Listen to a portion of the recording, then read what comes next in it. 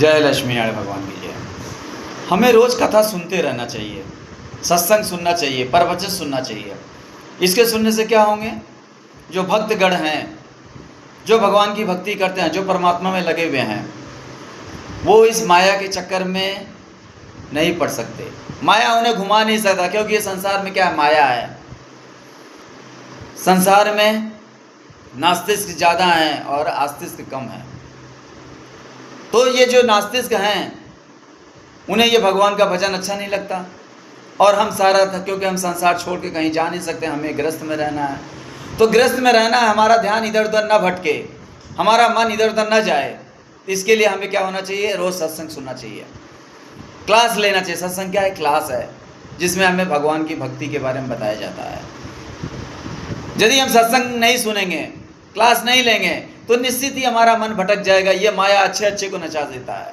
अच्छे अच्छे जो ग्रस्त छोड़ करके बाहर सन्यासी बन गए, लेकिन इस माया के चक्कर में फिर क्या होता है? इस माया के चक्कर में पड़ करके अपना वो विनाश कर लिए।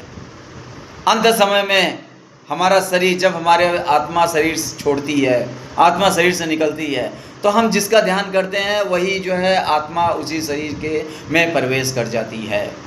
भाई साहब, ये आत्मा जब हम आत्मा इस शरीर से निकलती है, शरीर से निकलते वक्त आत्मा जिसका ध्यान करती है, तो आत्मा उसी शरीर में प्रवेश कर जाती है। और आत्मा शरीर से निकलते वक्त उसी का ध्यान करेगी जिसमें हम सारा जिंदगी अपना मन लगाए हैं, जिसके पीछे हम अपना समय व्यतीत किए हैं। जब शरीर से आत्मा निकलेगी तो हमारा ध्यान भी वहीं नहीं जाएगा।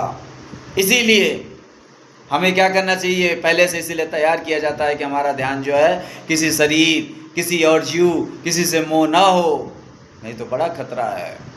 इसीलिए भक्ति, यदि इस सत्संग हमें मिलता रहे, क्लास मिलता रहे, तो हम ट्रेंड रहेंगे, हमें परमात्मा का ध्यान रहेगा, हमें परमात्मा याद में रहेंगे, हम परमात्मा को भूलेंगे नहीं।